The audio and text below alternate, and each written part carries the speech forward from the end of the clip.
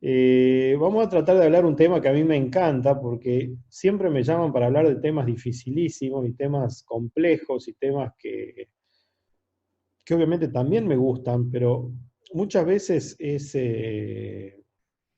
más lindo hablar de temas que le hacen falta a la mayoría de los cirujanos generales.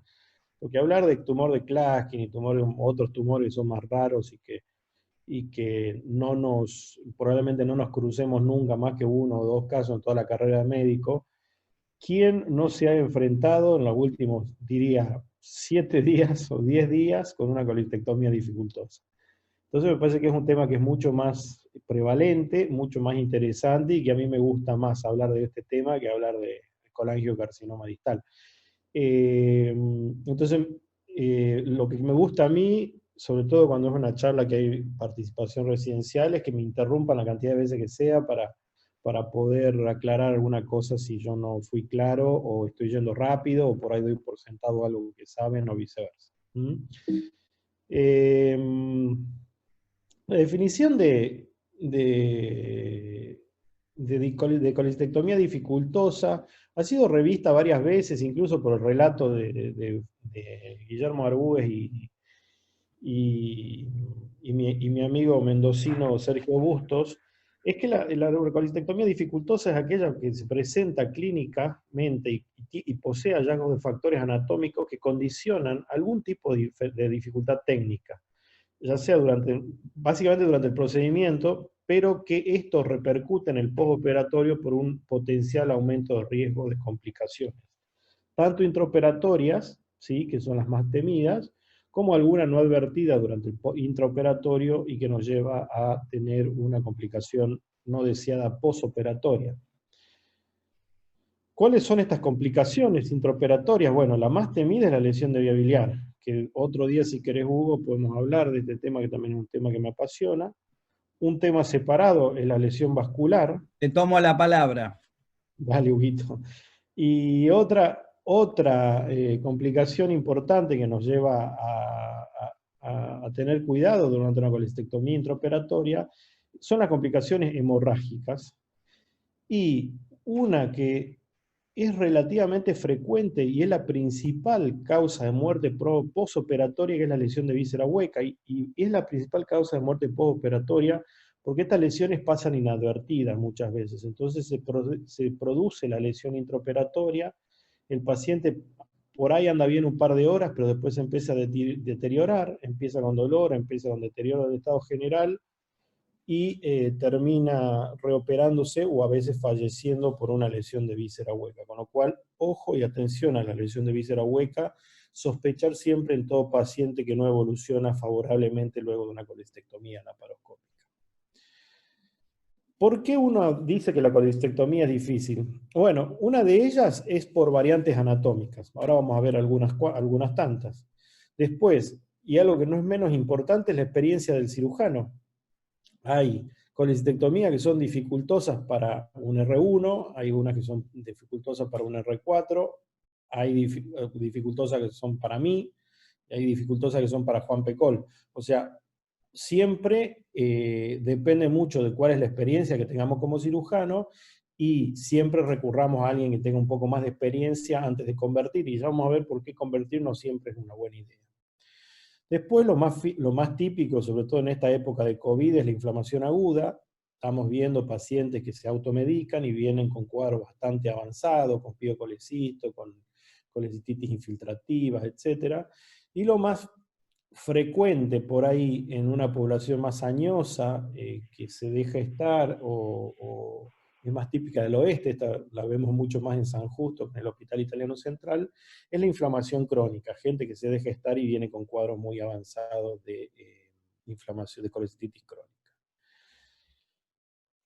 Acá voy a necesitar que opinen. ¿Quién me dice si esta colangiografía es normal?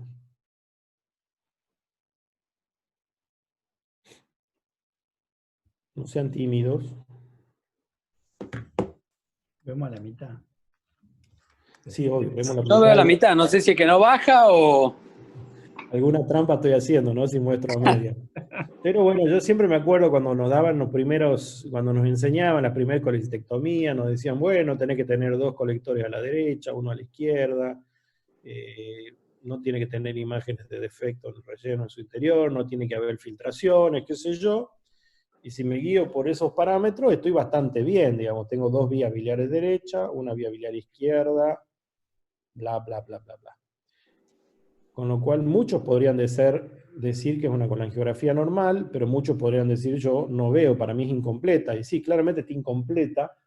Y si ven acá, esta es una de las variables más frecuentes y más peligrosas que hay en colistectomía laparoscópica, en donde ven que un colector posterior del derecho está desembocando aislado bien abajo de la vía biliar principal, muy pegado a lo que es el conducto cístico, donde si uno no tuviese una, una colangiografía, y este caso, gracias a Dios, fue un caso de una colistectomía simple, común y corriente, no hubo ningún tipo de problema, pero este paciente, si hubiese consultado en el contexto de una colecistitis aguda, o lo que es peor, en el cuadro de una colecistitis crónica, probablemente ese colector hubiese estado pegado a la vesícula y hubiésemos tenido un accidente si no lo identificábamos correctamente. Entonces, siempre atentos al posterior del derecho. Entonces, yo a mis residentes les digo, no solamente busquen las 2 ramas derechas y las ramas izquierdas, sino que busquen específicamente el colector del segmento 6, que es este que se ve acá desembocando solito por encima del sitio.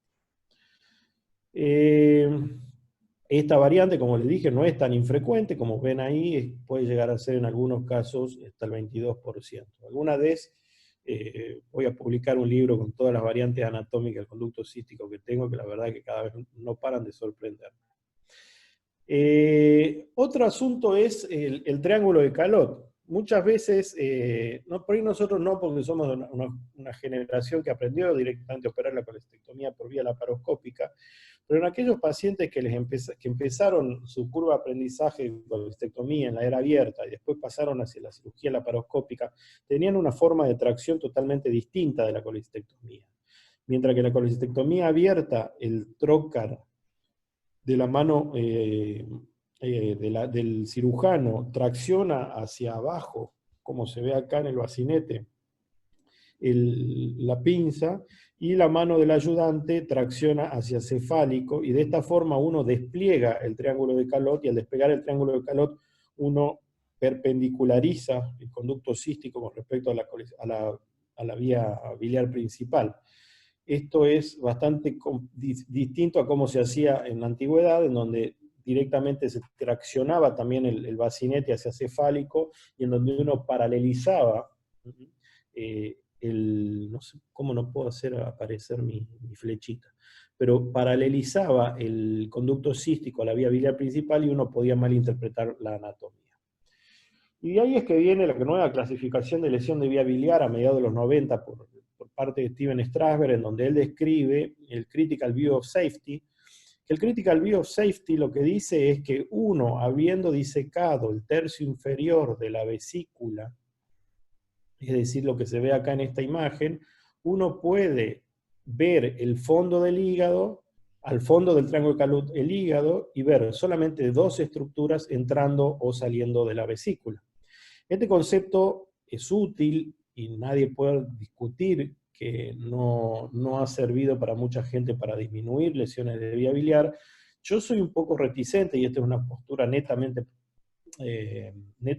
personal mía, ni siquiera estoy hablando en nombre de mi servicio. Yo soy un poco escéptico con respecto a esto, porque para poder llegar a tener ese grado de exposición que ustedes ven en esa foto, hace falta tener una gran disección.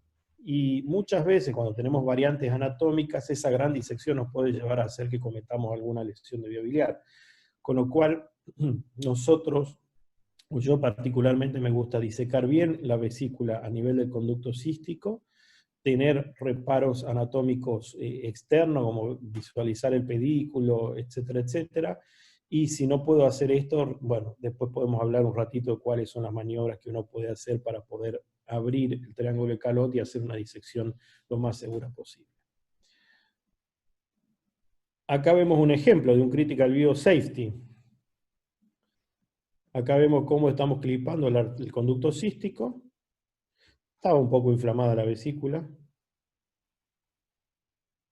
Acá vemos la vía biliar acá, así que estamos trabajando lejos. Acá vemos la arteria hepática acá, que también está lejos, así que estamos en una zona segura. Acá clipamos la arteria. Tenemos un critical view digno, no le voy a decir hermoso, pero zafa. Y cuando vamos a cortar el conducto cístico,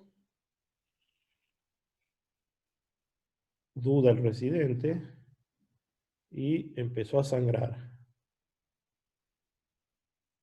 Muy oportunamente clampea. No estaba convencido que era la arteria, pero sí era la arteria. Obviamente en este caso no pasó absolutamente nada, simplemente se pone un clip, esa era la arteria y lo otro era el cístico. A veces se nos invierte la posición del conducto cístico de lo que es la arteria cística. Esta es una frase de Meingot, todos lo conocerán por los libros de cirugía, y dice que el cirujano debería trabajar guiado por la visión y no por la confianza. Esto es una cosa que es muy, muy, muy vigente, y sobre todo para aquellos, yo diría que no tanto para los residentes más pequeños, porque los residentes más pequeños todavía, en función de la duda, siempre están dudando, cosa que me parece correcto, y es la fuente de, de aprendizaje más seguro que hay en la cirugía, por lo menos al principio de los años. A mí me preocupa más los cirujanos un poco con más experiencia, en donde cuando tienen la imagen mental del conducto cístico, se focalizan en que eso es el conducto cístico y nadie los puede sacar de eso, hasta que lesionan la vía biliar. Entonces, muy importante, permanentemente, antes de cortar el cístico y se hacen colangiografía de rutina, antes de hacer la colangiografía, prensar 28 veces si están enfrente al conducto cístico o están frente a la vía biliar principal. Esto me lo enseñó también Sergio Busto, que recién lo mencionó de Mendoza. Él a sus residentes y a sus médicos junior les puso un cartel en la torre de la laparoscopía en donde dice, ¿estás seguro que no es el colédoco? O sea, cada vez que un residente o un médico opera una vesícula, está leyendo ese cartel que le dice, ¿estás seguro que no es el colédoco? Entonces, hasta que no estamos seguros que no es el colédoco, nunca pongan un clip y nunca corten. Siempre estén seguros. Guíense por la visión y no por la confianza, y si después tenemos tiempo les voy a mostrar un ejemplo que me pasó hace poco en el hospital. ¿Cuándo decimos que una colistectomía es dificultosa? Podemos decirlo en distintas circunstancias. Puede ser dificultosa porque tengan múltiples cirugías previas y tengan un acceso dificultoso a la cavidad peritoneal.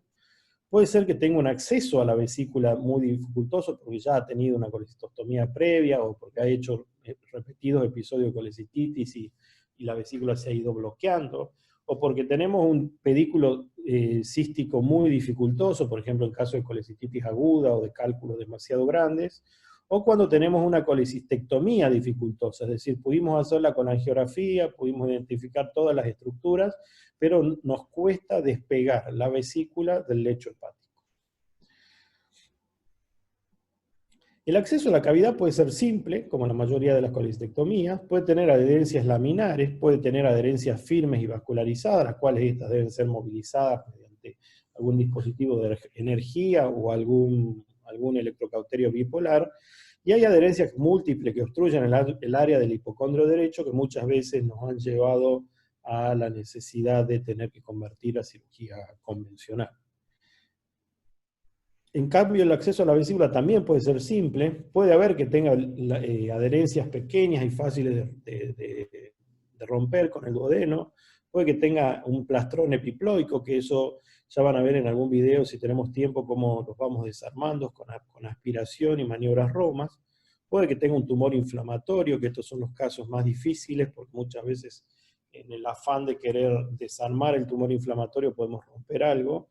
Y también el caso de la retracción fibrosa son aquellos pacientes en donde uno se encuentra ante una colecititis crónica y la deformación de las estructuras anatómicas hace que sea bastante difícil poder hacer una identificación anatómica correcta. El acceso al pedículo cístico, esto es un paso crucial porque acá es donde uno puede saber si va tan frente a una colistectomía segura o puede que tenga alguna dificultad para poder interpretar la anatomía.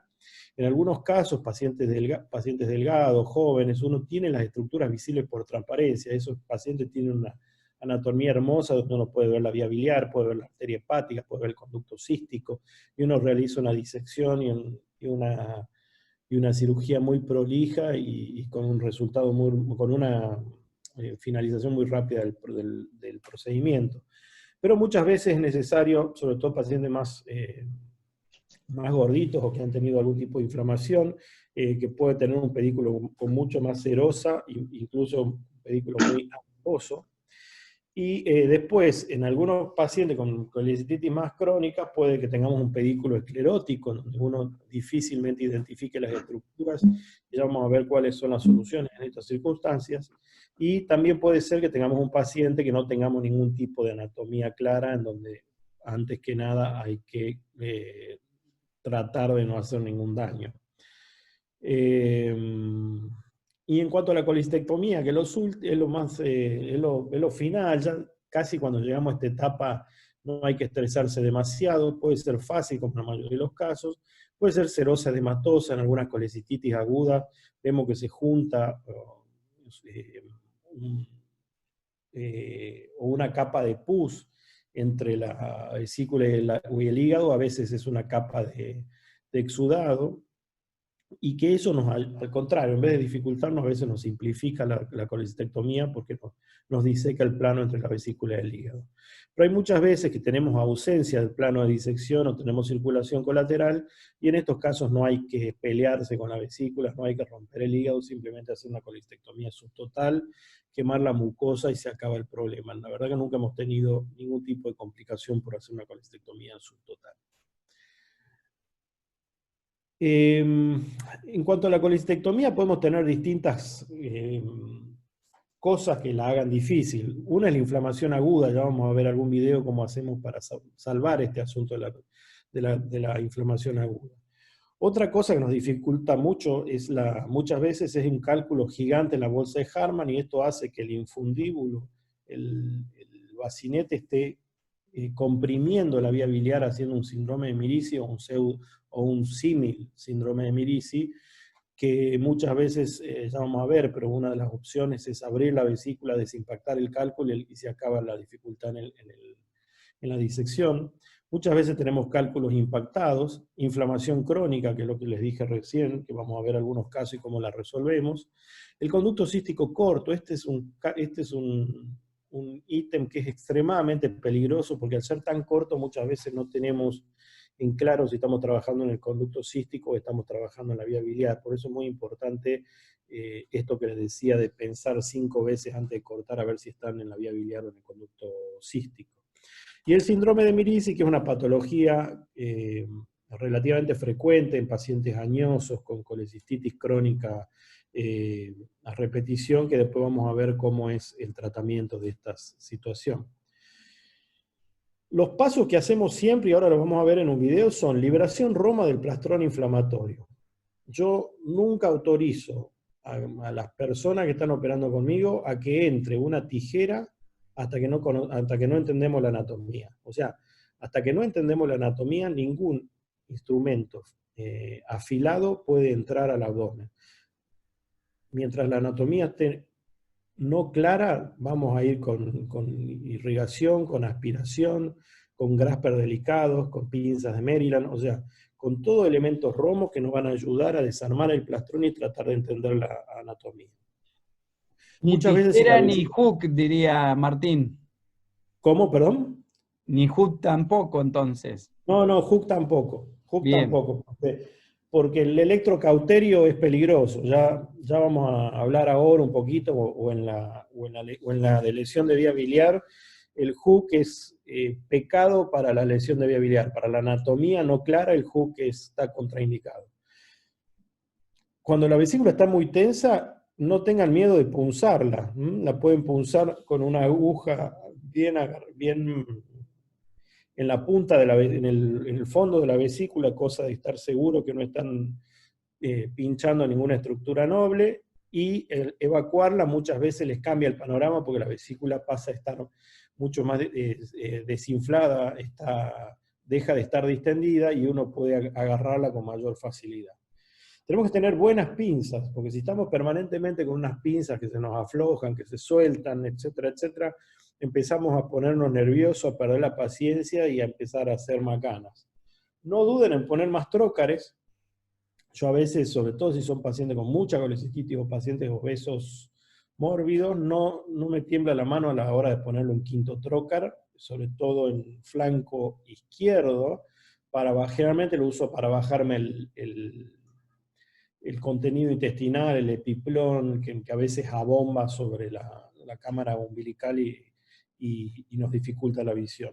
Disección Roma, para eso es muy útil la disección con un aspirador, desarmar el plastrón con un aspirador, y el manejo del infundíbulo difícil también, van a ver que el aspirador es muy, muy noble. Luego, cuando tienen un poco más claro cuál es el panorama en el pedículo, hay que hacer la colangiografía intraoperatoria. Yo no sé si saben, en el hospital italiano nosotros la hacemos de rutina, después quiero que me cuenten ustedes a ver cómo las hacen en sus respectivas instituciones, pero sin duda que en un paciente en el que nos costó muchísimo entender la anatomía, sería de buena práctica hacer una colangiografía para estar seguro que uno está a través del conducto cístico y no ha cometido ninguna lesión de vía biliar. Después tenemos que ligar el conducto cístico y después tenemos que hacer la colecistectomía, sacar la vesícula siempre en bolsa porque a la salida podemos contaminar o si es que tiene sospecha de cáncer podemos sembrar de células malignas el ombligo. Siempre dejamos drenaje abdominal en la colecistitis aguda. Tener un bajo de umbral para la conversión, después les voy a contar bien por qué. Y siempre, como les dije, sospechar el cáncer de vesícula, porque hasta en un 5% de las colecistitis hay un cáncer de vesícula presente. Acá tenemos un caso en donde se ve un gran plastrón inflamatorio, donde se ve que está todo el epiplón bloqueando la vesícula.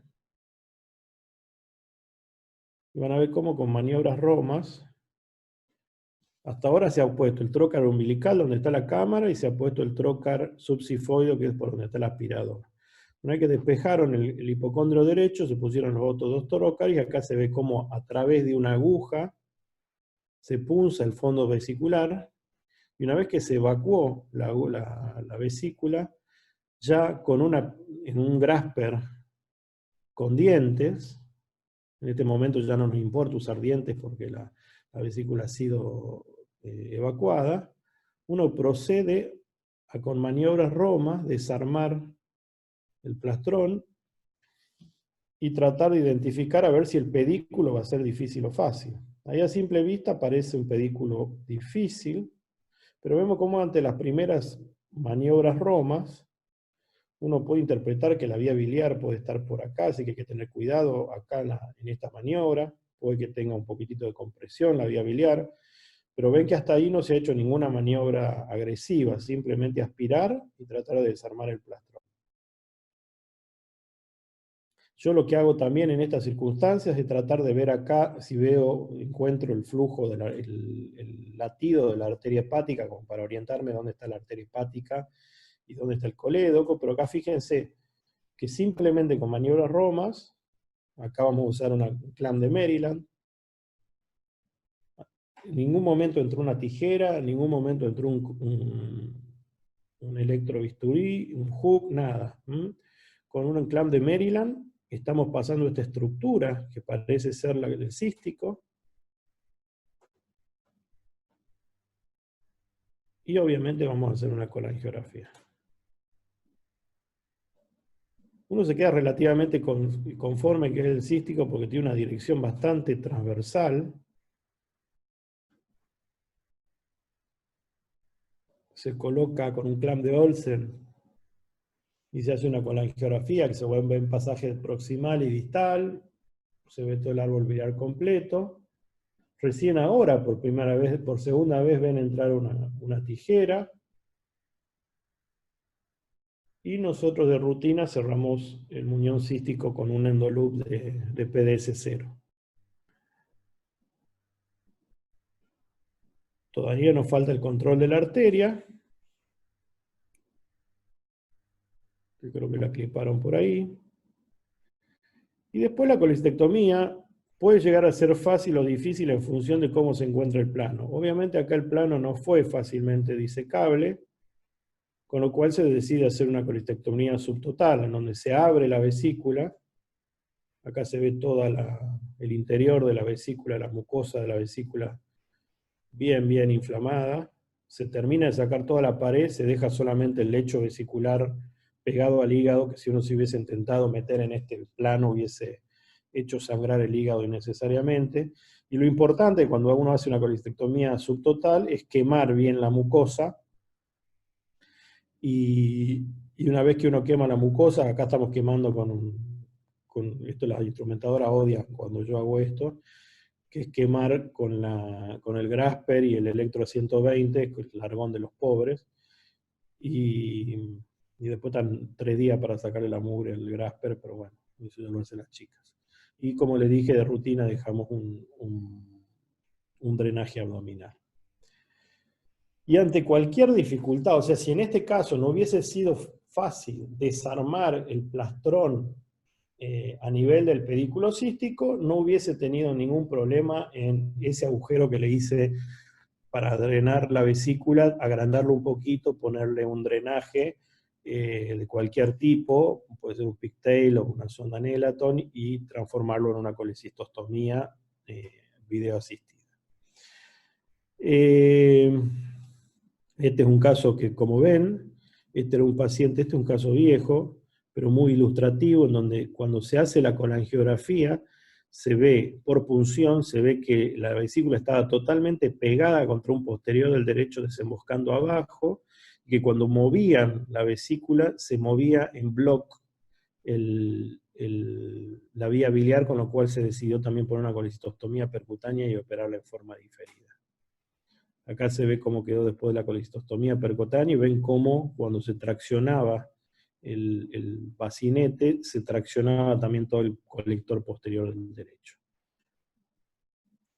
Una maniobra que recién se las adelanté es cuando ustedes tienen un cálculo impactado al nivel del bacinete, es antes de romper nada o de malinterpretar la anatomía, etcétera, etcétera, no duden en hacerle un agujero, o primero tratar de desimpactar la piedra y moverla hacia el fondo de la vesícula. No siempre es factible, de hecho la gran mayoría de las veces no es factible. Entonces en esos casos les conviene abrir el fondo de la vesícula, sacar el cálculo, y una vez que ustedes sacan el cálculo, muchas veces el pedículo se abre y el triángulo de Calot se hace evidente. El cístico corto es un tema muy delicado.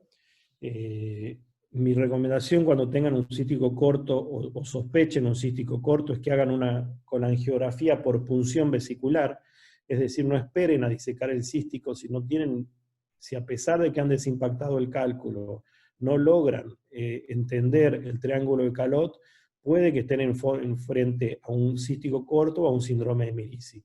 En esos casos es muy útil hacer una colangiografía por punción, es decir, punzan la vesícula, le inyectan contraste y ahí pueden terminar de identificar si tienen un cístico corto, un síndrome de Mirici o ambas cosas.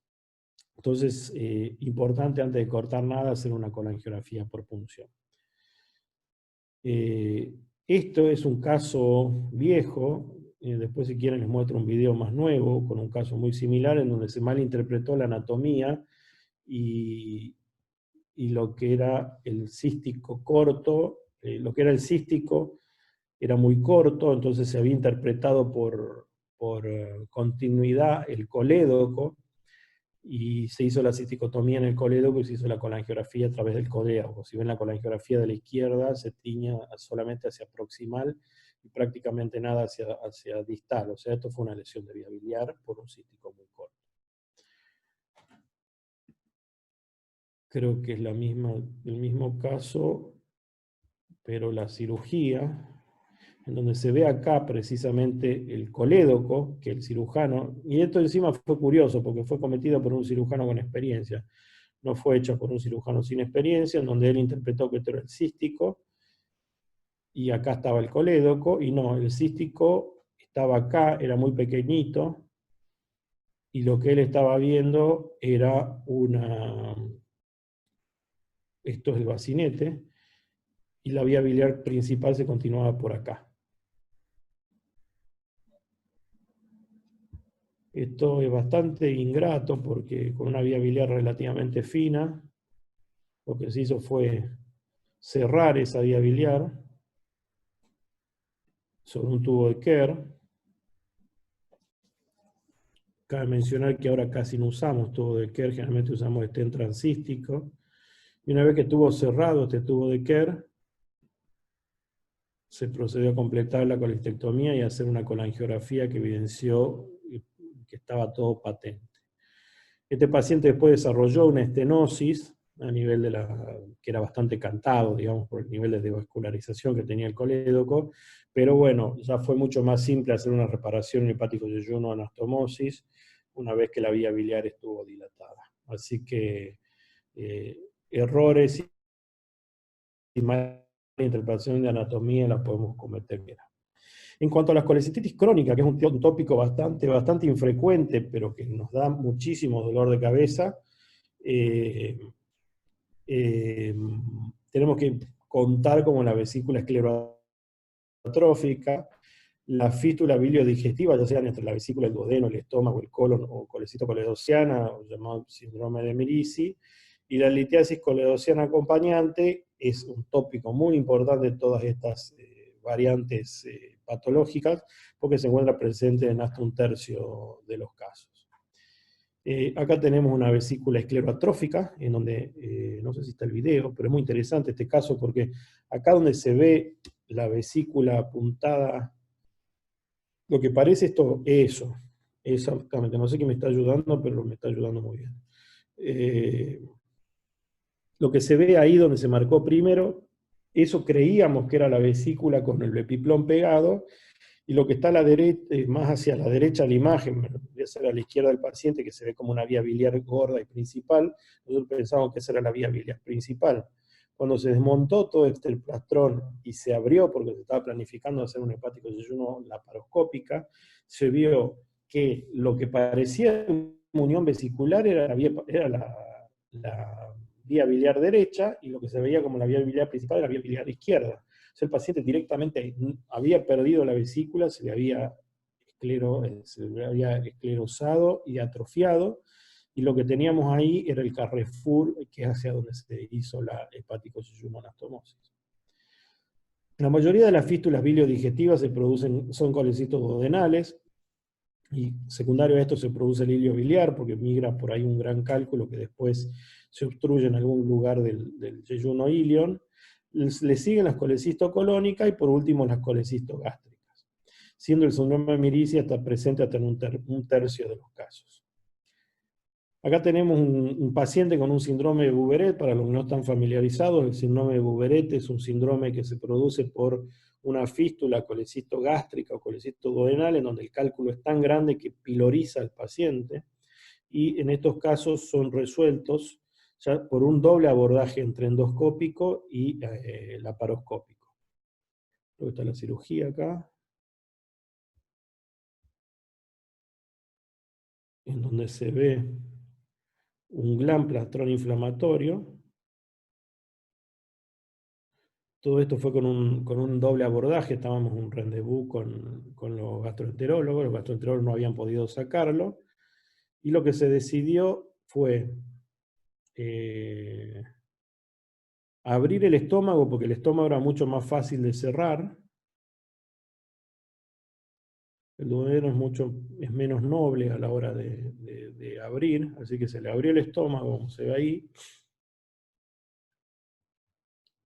y se sacó transpilórico la piedra a través del estómago. Este síndrome es muy raro, yo no tuve la suerte de verlo nunca. Este video es del doctor Juan Pecol. Espero que no se les cruce, en caso de esto, porque suelen ser bastante tediosos, sobre todo si les quedó un agujero muy grande en el duodeno. El colecisto duodenal es mucho más frecuente, como ya les dije, generalmente son pacientes que nos consultan en la guardia por un hilio biliar. Nosotros somos defensores de la cirugía en dos tiempos, es decir, en el episodio del hilio biliar le resolvemos el hilio, le sacamos el cálculo, le reparamos el intestino y el polo biliar se lo dejamos para un segundo tiempo. Hay que saber que en este polo biliar uno siempre va a encontrar la fístula, lo que pasa es que muchas veces está atrófica porque ya la migración del cálculo hace que la fístula se retraiga y sea muy pequeña. Pero cuando encuentran la fístula, como en este caso, hay que cortarla con bisturí, con tijera fría, sin usar ningún tipo de ¿cómo se llama?, de energía, porque ustedes pueden dañar el tejido, y una vez que han separado el tejido ese, cerrar la cara duodenal, que en este caso se le puso un endolupa a la fístula y luego se invaginó ese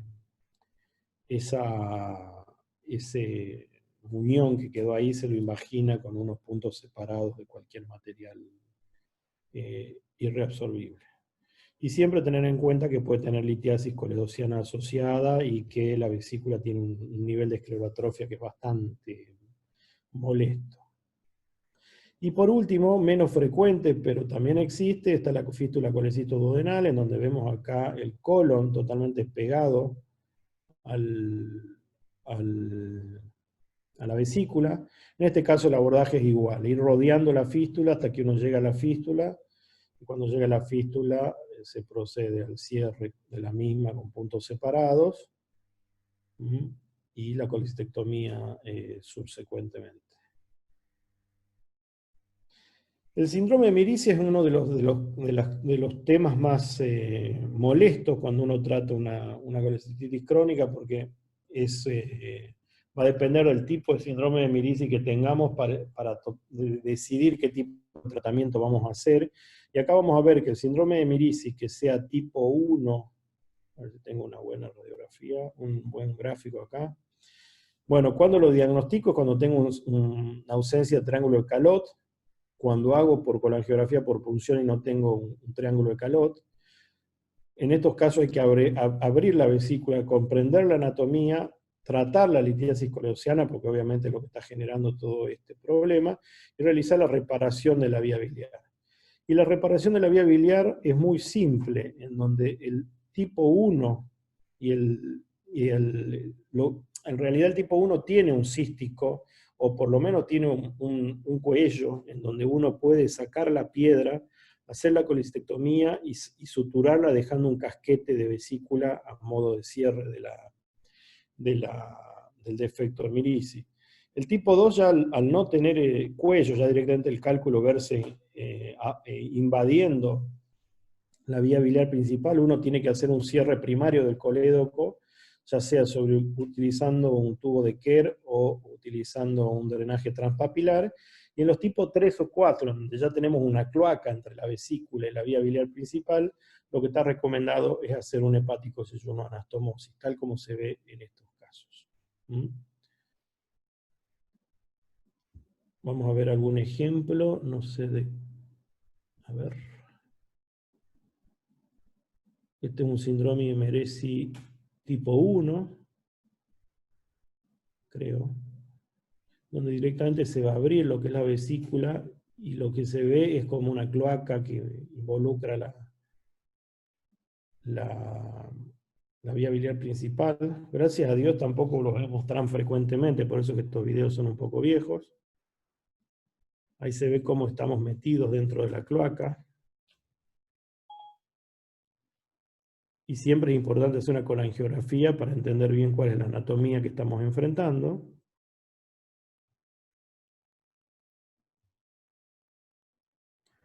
En esa época contábamos con coledocoscopio, que nos sirve para terminar de entender la indemnidad de la vía biliar principal y la ausencia de cálculo hacia proximal y hacia distal.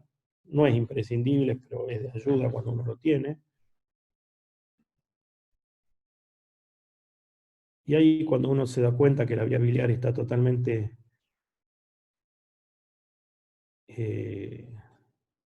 alterada la anatomía por la presencia de ese cálculo, pero al tener ser un tipo 2 y tener una pared suficiente para cerrarla, se procede al cierre al cierre con lateral sin el uso de una pinza, sin un clamp de Kerr. Perdón, un tubo de Kerr. Y este es el caso que yo les había contado recién, en donde ven que lo que se creía que era la vesícula, que es esto que se ve acá, esta es la foto que yo les había mostrado recién, en donde se creía que la vesícula era esto, y cuando se punza, nos llevamos la desagradable sorpresa de que eso no era la vesícula, sino que esa era la vía biliar derecha. Acá estábamos enfrente de la vía biliar derecha, que era esta cloaca que tenía acá, y esto que se iba para acá es la vía biliar izquierda.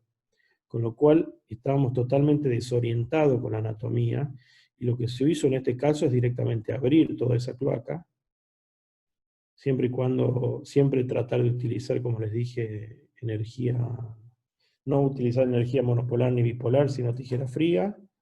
Ahí se ve cómo se está desarmando los cálculos de la vía biliar derecha, y ahí se están sacando lo de la vía biliar izquierda, es una inmundicia, la verdad. Y directamente en este caso no hay que ni pensar en otra solución rara, hay que hacer un hepático yeyuno término lateral, que en esa época no usábamos suturas mecánicas, así que se hacía al pie del líder Rux en forma extracorpórea, y se hizo un hepático yeyuno laparoscópica.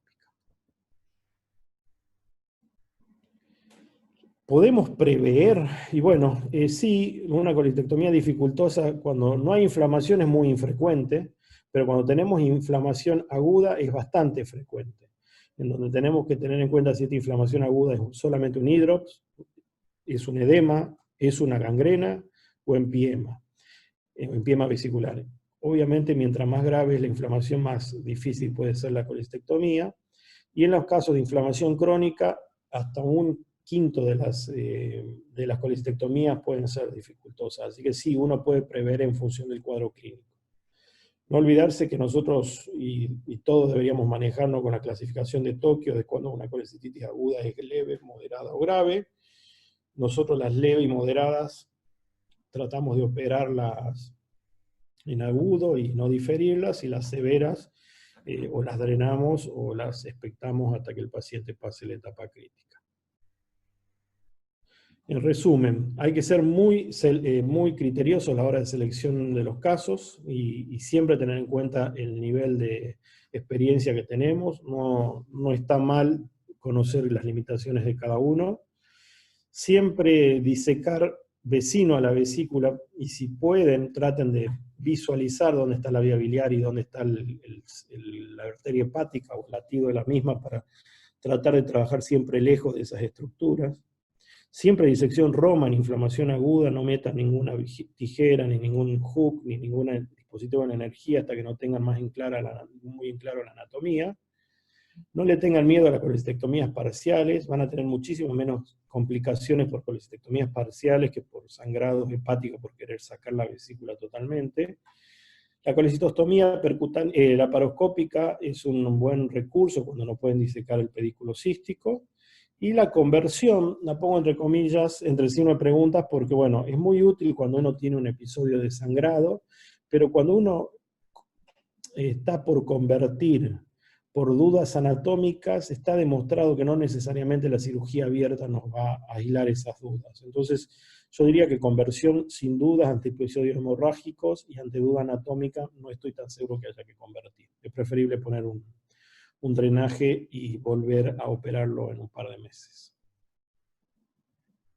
Bueno, y en conclusión, la realización de una colistectomía dificultosa por vía laparoscópica es factible, pero siempre en cirujanos experimentados. Muchas gracias.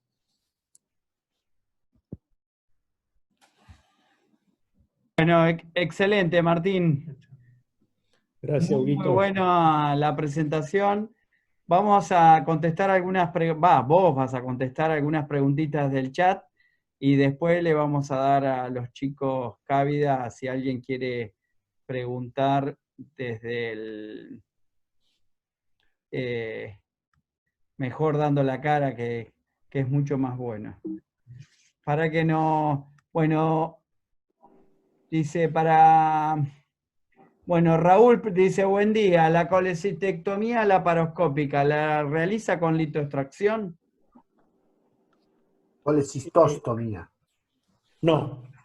Generalmente, Colecistectomía, perdón. ¿me repetís? Pues ya me mareé. ¿La colecistostomía la realiza con litoextracción? Mirá, es muy, muy, muy raro que hagamos una colecistostomía laparoscópica. Generalmente la dificultad la preveemos en el preoperatorio, entonces generalmente cuando vamos a hacer una colecistostomía la hacemos percutánea y obviamente en ese caso no hay ningún tipo de litoextracción. Si nos vemos en la obligación de hacer una colecistostomía laparoscópica porque no pudimos entender el pedículo cístico, en ese caso no es de mala práctica hacer la litoextracción. Pero hay que tener en cuenta una cosa, que no hay que abrir la vesícula entera, porque si abrís la vesícula entera, las chances de tener complicaciones en el postoperatorio son bastante altas. Entonces lo que yo te recomendaría en ese caso es que hagas una litoextracción a través del agujero más pequeño que puedas hacer a la vesícula y después le sutures una sonda bien gruesa tipo Nelaton para que no tenga ningún tipo de complicación postoperatoria. Esto en la paroscopía. Y en la parotomía es un poco más simple porque, bueno, estamos con la panza abierta, ¿no? Pero sí, yo la dejaría solamente para aquellos casos en los que los cálculos son muy grandes, que es la mayoría de los casos que tienen esta bruta colecistitis, ¿no? Perfecto. Alejandro Fresco, buenas tardes. En pacientes sin síntomas canaliculares con enzimas hepáticas y bilirrubina normal, visualizando intraoperatoriamente un cístico fino, sin microlitiasis, ¿hacemos con la angiografía? Pregunta. Y acá entramos en la eterna guerra de si hay que hacer con la geografía de rutina o no. Podemos estar discutiendo hasta pasado mañana que no nos vamos a poner de acuerdo. En el italiano hacemos con la geografía de rutina, por distintas razones. Primero, en ese caso que pregunta el doctor Fresco, que tiene enzimas hepáticas, hay muchas veces que las enzimas hepáticas son un indicador un poco más precoz, horas precoz, que la bilirrubina para diagnosticar litiasis coledociana. Número 1. Número 2. Es importante la edad del paciente. Tengamos en cuenta que hay muchos pacientes, sobre todo añosos, que tienen litiasis coledociana primaria de colédoco, que no le ha migrado de la vesícula, le ha migrado del colédoco. De hecho, cada tanto operamos un paciente que tiene litiasis coledociana y no tiene litiasis vesicular. O pasa esto mismo que dice el doctor Fresco, tienen un cístico fino, con lo cual esos pacientes terminan en coledocotomía. Con lo cual, nosotros hacemos con la angiografía de rutina por este tipo de casos y también porque nos ha demostrado que si bien no nos previene el 100% de las lesiones de vía biliar, nos ha prevenido todas las lesiones graves, nos ha diagnosticado todas las lesiones graves y hemos podido repararlas en el intraoperatorio, tal como se mostró en ese video que se malinterpretó un cístico corto con una vía biliar principal. Bien. Darío debe ser, pues, Dari Lucchetti pregunta, bueno, te agradece, muy interesante, gracias por la charla. Mi consulta es si tiene en cuenta en algunos casos programados simplemente el IVE al realizar un procedimiento como ambulatorio, igual le deja drenaje y un día de internación para control. No, no, no. Nosotros estamos, sobre todo ahora con el COVID, hemos reavivado un poco la colistectomía ambulatoria, incluso en San Justo, que las distancias son un poco más lejanas que en Capital Federal. Así que no, estamos haciendo, te diría que la gran mayoría de las colistectomías las estamos haciendo en forma ambulatoria, electiva estamos hablando, no las urgencias. Y no dejamos drenaje, salvo que tengamos dudas con la bilistasis. Ni siquiera con la hemostasis, con la bilistasis. Si tenemos un pedículo o una supercolecistitis, o tenemos un pedículo difícil o un cierre de un muñón que nos dejó con dudas, ahí dejamos drenaje. Si no, en el resto de los casos no dejamos drenaje nunca. Acá alguien más, el doctor Fresco de nuevo.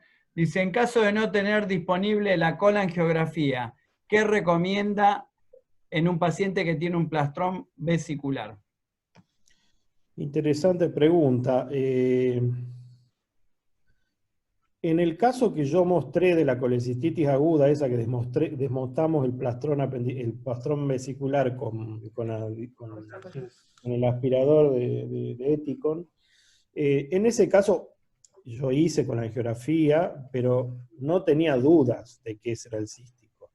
Entonces, en los pacientes que no hay duda de que es el conducto cístico, y no tenés arco en C o intensificador de imagen, bueno, listo, no hay que ser más papista que el Papa, lo primero es salvarle la inflamación al paciente. Pero en aquellas instituciones que ustedes trabajen en donde no les faciliten el arco en C, tienen que buscar de asociarse con los traumatólogos o con cualquier otra especialidad que haga uso del intensificador de imágenes, porque son más las veces que le van a sacar de un problema a que las veces que los van a meter en problemas. Así que mi consejo es, obviamente, si no tienen mala suerte, pero si sí tienen y no se lo dejan usar, justifíquenlo y pidan hacer con la angiografía de rutina.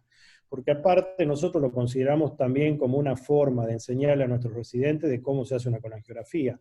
O sea, si yo no hago colangiografía de rutina, no tengo forma de enseñarte a hacer una colangiografía, y si no sabes hacerla, después vas a tener problemas y no la vas a hacer nunca, y el día que la tengas que hacer por algún motivo y encuentres una litiasis coledociana, no la vas a saber resolver porque tampoco nunca te entrenaron. Nosotros todas esas cosas, nosotros un residente de segundo año, ya de a poquito lo vamos haciendo sacar litiasis coledociana. El doctor Filipovich te pregunta, en los casos que han convertido, ¿cuál es la causa más frecuente de conversión? Si lo tenés así presente o no. Sí, mira, la última conversión que tuve fue hace como 3 o 4 años. Tengan en cuenta que tuve un gap en el medio de un año que no operé. Y fue por una paciente que ginecología le estaba haciendo una ligadura tubaria, y de paso me hice sacarle la vesícula, que nunca más lo hice y nunca más volví a operar con este ginecólogo, porque cuando la voy a ver a la paciente tenía una cifa pubiana por un trauma cuando había sido adolescente, y nunca en mi vida había visto tanto pegote adentro del abdomen. Así que la última colecistectomía que convertí, perdón, ahora me estoy acordando de otra, esa es la penúltima. La penúltima que convertí fue esa, por exceso de adherencias por laparotomías previas. Y la última que convertí es lo que yo les conté recién, que fue un paciente con una complicación hemorrágica. Estaba operando otro equipo, y yo estaba dando vueltas por quirófano y de pronto me llaman que había un sangrado grave, y era un sangrado de la arteria hepática derecha. Y bajé al quirófano, y bueno, obviamente cuando vi el volumen de sangre que salía, supe que no se iba a poder controlar por la laparoscopía, así que lo convertimos en el acto, y esa fue mi última conversión, ahora que recuerdo. Eso fue bastante cerca antes de irme. Y después tengo una tercer conversión que es por un cálculo gigante enclavado en el bacinet, en el colédoco distal, que no lo pude desobstruir. Y en esa época no teníamos no teníamos endoscopista para que me haga una IRCP, así que la convertí para ponerle un drenaje biliar. O sea, para hacer un último intento de desempactarlo haciendo una maniobra de Kocher, que tampoco pude, y la terminó sacando el endoscopista un par de días después. Así que esas son las 3 conversiones que tengo en colecistectomías electivas. Bueno, Gustavo Vasileski, vos sos partidario de la colangiografía selectiva. Me gustaría que le des tu opinión a Martino, a ver si lo convences. Bueno, convencer, no sé si se podrá convencer, Me echan del hospital. pero en principio, en Sí, principio son muchos años que uno viene. Nosotros en el Hospital Aeronáutico hicimos durante muchos años colecistectomía con la angiografía sistemática, es decir, se hacían todos. Después dejamos de hacerla, y como son poblaciones cautivas, es decir, son poblaciones cerradas, no vimos una influencia en la evolución de los pacientes con relación a hacer con la angiografía o no hacer. Así que no hicimos, tampoco NOSPLAN no se hizo en forma sistemática, ¿no? Pero sí tenemos en claro de que, por ejemplo, que recién salió en la conversación, yo le diría a los cirujanos jóvenes que si hay una clínica que no les ofrece una radiología para hacer la colecistectomía, mejor que no la hagan directamente, porque siempre tiene que estar preparada la mesa para hacer una colangiografía si es necesario. No sé, creo que no podría yo decirle a Martín que no haga colangiografía sistemática. Me parece que no es, pero nosotros creo que en OSPLA, y bueno, ahora en la actividad, no fue mal no haciendo sistemáticamente la colangiografía, pero eso no, bueno, no invalida lo otro, ¿no? Creo que es válido. Creo que lo más importante es saber lo que se hace, ¿no? Eso es lo más importante, creo que es saber lo que se hace, ¿no? Es decir, saber que hay que hacer bien una colecistectomía, que hay que tener muchos recaudos, hay que tomar todas las cosas, bueno, que dijiste vos, Martín. Creo que eso es lo más importante. Creo que sí. No ser fundamentalista de ninguna postura, porque también me ha pasado, gracias a Dios poquísimas veces, pero uno está tan sistematizado con el hecho de que la colangiografía tiene que ser hecha, que contados con los dedos de una o dos manos, me ha pasado de no poder canular el cístico y estar 1000 horas tratando de canular un cístico, y si hay un cístico que no puedo canular, claramente por ahí no migró ningún cálculo. Y eso, que parece bastante obvio, cuando uno está en esa situación no lo es tan obvio, y uno está peludeando y se va a dormir intranquilo si no le pudo hacer la colangiografía, y eso, digamos que no debería ocurrir. De hecho, en algunas veces he visto a esta gente que ha hecho colangiografía por punción de la vía biliar principal. Ese extremo nunca, y el extremo de no hacer nunca tampoco, porque más de una vez le va a pasar que tengan algún problema de un cálculo que no se hayan dado cuenta o una lesión de vía biliar. No hay nada peor que les puede pasar en la cirugía biliar que ustedes hayan creído que anduvo todo bien y al día siguiente empieza a venir bilis por el drenaje. Esa sensación que nos ha pasado a todos, no se la deseo a nadie, y si ustedes les pasa eso y tienen una colangiografía y la van a ver y la colangiografía es normal, por lo menos se quedan tranquilos de que no es nada grave. ¿Sí? Esos son los pros y los contras. Y claramente, si yo dejo de hacer colangiografía en el hospital, me echan. Así que tengo que seguir haciéndola. Federico, querías hacer una pregunta. O dos, ahí escribiste en el chat, pero no las entendí bien. Bueno, ¿qué tal? Felicitarlo, doctor Palavecino. Muy clara la presentación. La primera pregunta es, ¿qué factores preoperatorios tiene en cuenta para sospechar de una colecistectomía dificultosa? Y la segunda pregunta es, frente al escenario de no obtener el Critical View of Safety, ¿qué estrategias sugiere o propone? Muy buena pregunta. Yo siempre cuando estoy por operar a un paciente gordito, que lo han internado con el diagnóstico de cólico, no de colecistitis, o sea, no tiene blancos, no tiene ningún otro criterio ecográfico de colecistitis, ese digo siempre va a ser un lío. ¿Sí? Gordito con cólico nunca es gordito con cólico, siempre es una colecistitis machaza. Entonces, y digo gordito porque la mayoría son varones. Entonces, en ese caso siempre voy predispuesto a lo peor. Y generalmente, si tengo varios colecistitis en el día, opero a esos primeros, porque sé que son los que más me van a hacer peludear. Y después, ni que hablar que tenés que sospecharlo cuando tenés líquido libre o cuando realmente tenés un paciente que nos está pasando mucho en la era COVID, que tiene séptico. Se le da la ecografía, se le ve que tiene líquido libre. En los últimos 5 o 6 meses creo que hemos drenado, no sé, 5 peritonitis biliares. Cosa que antes nos pasa una vez al año, una vez cada 2 años. Y después pacientes diabéticos inmunosuprimidos, también siempre sospechar que puede llegar a ser más difícil de lo común, porque son pacientes que presentan síntomas muy tardíamente. Esos son los pacientes que de antemano siempre voy pensando lo peor. Y la otra pregunta era... Frente a la posibilidad de no identificar la visión crítica de seguridad, ¿qué estrategias? Mira, como te dije, yo no soy muy ferviente defensor de la visión crítica de seguridad, con lo cual yo nunca trato de tenerla. Si la tengo, le digo a los residentes, ahí tenés una visión crítica de seguridad, está buenísimo. Pero generalmente yo corto la disección mucho antes. Es decir,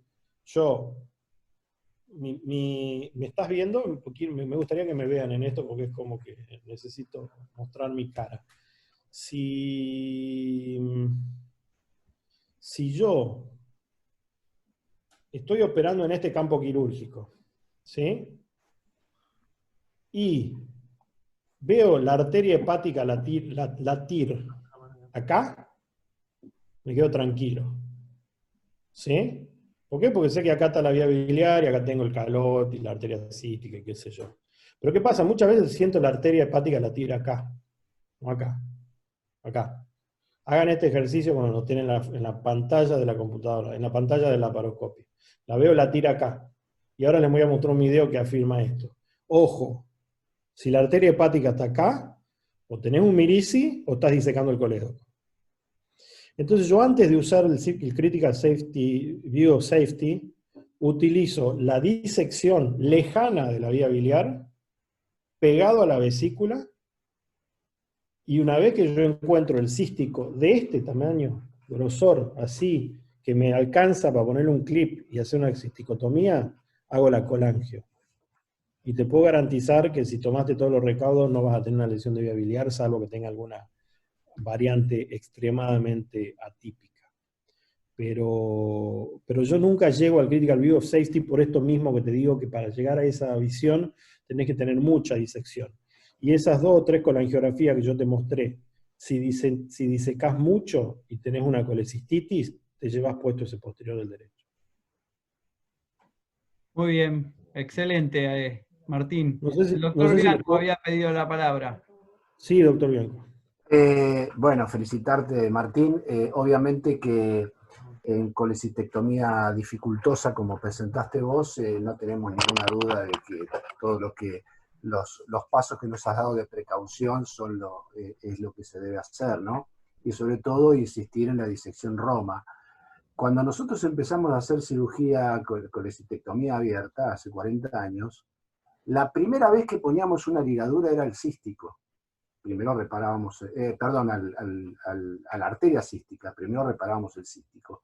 Todas las adherencias las liberábamos a tijera y no había gran sangrado. Claro, cuando vino la colecistectomía laparoscópica, que con la cámara ves cada glóbulo rojo, entonces, porque yo he visto cirujanos que se empeñan en disecar, no como vos mostraste, con el aspirador, el epiplón pegado, sino que empiezan desde ahí con el hook. Y por ahí pueden romper la vesícula y demás. Saliendo del tema tuyo, porque al principio de la charla lo mencionaste, hay un ítem, sería otra charla, que es la colecistectomía dificultada, no la dificultosa. Y la dificultada es por el cirujano, vos lo dejaste entrever al principio.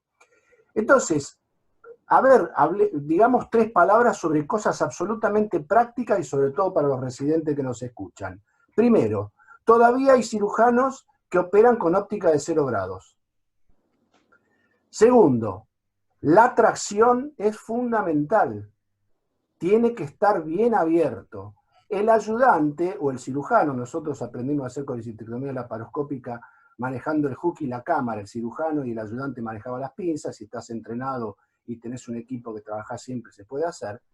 Siempre te tiene que enfocar de tal manera que, como vos mostraste, la vía biliar te quede, o donde vos crees que está la vía biliar así, y el cístico entrando por acá, no que se distorsione la imagen. Y otra cosa que vemos, otra cosa que vos insististe, y que es importante mencionarlo para las vesículas fáciles, esas que entras y decís corte por la línea de puntos, aún así, yo personalmente creo, la disección tiene que ser en el pedículo, tiene que ser Roma, y yo uso la Maryland y no meto el hook. Lo otro que muchas veces nos mal acostumbramos es no a disecar los dos elementos, sino primero identificar bien lo que creemos que es el cístico, cliparlo y después ir a buscar la arteria cística.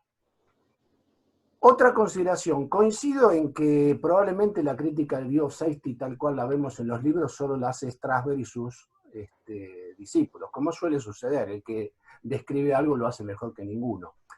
Pero hay una cosa de la crítica del view que a lo mejor, yo insisto, por ahí no tenés que disecar tanto, que sí es mandatoria, porque son tres cosas la de critical view: ver el hígado de atrás, ver los dos elementos que entran, y la otra que no tenemos que olvidar y hacer siempre es soltar el tercio inferior de la vesícula, sobre todo por detrás, para que la vesícula esté más suelta, por así decir, y se facilite la tracción. Y probablemente no haya que insistir tal vez mucho, pero si uno diseca con una Maryland el plano entre el cístico y la arteria, y hasta puede ser entrar un aspirador, que ahí vas a ver el hígado de atrás, y no tenés una critical view, sobre todo habiendo liberado bien el tercio inferior de la vesícula. Y lo otro que a mí personalmente me pone muy nervioso, y siempre le digo a los residentes que no hagan, es la toma y la retoma. Si vos tenés posicionados los graspers en el fondo de la vesícula y en el bacinete, antes de la sección del cístico, o después de la sección del cístico tomando el cístico, si el cirujano o el ayudante están bien coordinados, de tal manera que juegan con el cruce de pinzas paralelas para ver una cara y pinzas cruzadas para ver la otra, no tenés que andar soltando la vesícula, porque hay veces que vos creés que soltándola y agarrándola del medio haces mejor, pero ahí se te cae la vesícula, estamos hablando cuando ya liberaste el cístico, y podés producir lesiones de la placa vesicular y meterte en el hígado. Entonces, no soltar la vesícula, salvo excepciones. Si vos tenés bien tomada la vesícula, con el movimiento de pinzas podés ver una cara y la otra sin necesidad de hacer retomas. Esto es lo que me parece que en la vesícula simple, en la vesícula de corte por la línea de puntos, que no se tiene, todo esto que he comentado, no se tiene que convertir en una colecistectomía dificultada. Excelente apreciación de alguien con experiencia. Breiner, querías hacer una consulta. A ver, Breiner. Hola, buenas tardes, doctor Palavecino, ¿cómo le va? Muchas gracias primero por la presentación, estuvo excelente, la verdad, muy práctica para todos nosotros. Quería hacer una consulta respecto al verde de indocianina. ¿Usted lo utiliza en su práctica habitual? ¿Que considera que es una herramienta útil actualmente cuando nos enfrentamos a una colecistectomía dificultosa? Y si esto es así, ¿cuándo preferirlo sobre la colangiografía intraoperatoria? Particularmente no tenemos experiencia en el hospital italiano con el verde indocianina, que está haciendo una linda experiencia en esto en el hospital de clínicas, y ellos tienen ya publicaciones y les va muy bien con esto. Requiere de una inversión extra que hay que justificarla. Nosotros, bueno, ustedes también están en hospitales privados y vieron que cuando quieren comprar nuevo equipamiento me preguntan primero por qué no me arreglo con lo que ya tengo, y la verdad es que como nos va tan bien con la colangiografía, es que no nos hemos visto la necesidad de incursionar en el verde de indocianina. Creo que es una herramienta más muy útil, y que si hay una institución que esté dispuesta a invertir, me parece que lo puede hacer tranquilamente. Bueno, ¿alguien más Muchas gracias. quiere hacer algún comentario, alguna pregunta? Bueno, Martín, creo que en honor a tu tiempo, fuimos en un momento 49, somos 38, 1 hora y media después, es decir que realmente mantuviste a la audiencia totalmente enganchada y creo que nos diste unos consejos sumamente prácticos y nada, un placer. Por supuesto que te dejamos, te tomamos la palabra de que nos des la charla de lesión quirúrgica a la vía biliar. No, así no tenemos que molestar a otra gente, eso está bueno, molestamos al mismo y le demos favores a uno solo. No, es un chiste. Perfecto. Y cuando quieran también podemos hablar un poco de simulación. Por supuesto, la idea es que nos des un tallercito como para vayamos. Así cuando recuperamos la presencialidad, hacemos algo. Podemos ir allá a visitarte, que siempre Pero nos ojalá, recibís Juan de Dios, y ojalá que también Posadas. Ojalá, ojalá. Bueno, Martín, muchísimas gracias. Gracias a todos por los que se conectaron. Tarsitano ni habla porque no puede creer lo que escucha, ¿no? Pará, abrí tu micrófono, ahí está. No, todo lo contrario, la clase fue excelente y contempla todos los aspectos que hay que tener en cuenta. Los factores anatómicos, patológicos del cirujano y de la circunstancia. Creo que más que eso no se puede analizar, está todo. Y realmente completísimo y bien, no hay nada que acotar. Bueno, muchísimas gracias, doctor. Bueno, Martín, pará, Huguito, la última. Disculpame, Martín, me pareció interpretar que no te vi muy del todo convencido con la colecistectomía ambulatoria, ¿o fue una impresión mía? Como dijiste, estamos tratando de reavivar el tema de la cirugía ambulatoria. Te lo pregunto porque nosotros estamos haciendo bypass ambulatorio, entonces nos preocuparía que el tema de la parafobia No, por ahí me expresé mal. La primera experiencia que hicimos con colecistectomía ambulatoria la hicimos, yo era fellow en el 2005, por ahí, y presentamos los primeros 100 casos del hospital italiano y nos había ido excelente. Uno solo de los 100 tuvimos que, nos fracasó la ambulatoriedad y tuvimos que internarlo. Lo que pasa es que los criterios eran tan estrictos que en San Justo eran muy difíciles de cumplir, más que nada por las distancias. Nosotros exigíamos estar a 15 minutos del hospital, por si había alguna hemorragia o algo. Entonces, en vez de modificar esa norma en la medida que nos iba yendo bien, nos dormimos los laureles y si siguen quedando una noche, ¿entendés? Y la verdad es que los pacientes, cuando vos de antemano le decís, y más ahora con el COVID, le decís, te querés ir apenas terminamos, van. Entonces ahora es como que lo estamos reavivando. En Central nunca se dejaron de hacer, no con el porcentaje que se debería, la verdad que se podría hacer un porcentaje muchísimo más alto, pero empezamos a hacerlo en San Justo. Y obviamente va a quedar, o sea, vamos a ser un poco más laxos con los criterios y vamos a muchos más pacientes poder darles el alta ambulatoria. Que la clave es decírselo en la primera entrevista.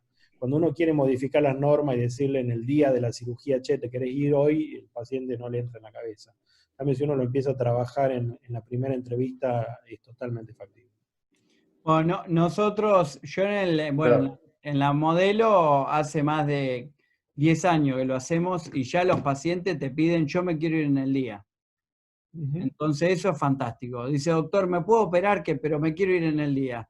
Así que ya lo piden los pacientes. Y con los bariátricos, como dice Otto, en el hospital principalmente, como se habla tanto en las charlas de la ambulatoriedad y de cómo les va y qué sé yo, los pacientes dicen, yo soy candidata, ¿me puedo anotar como candidata para lo ambulatorio?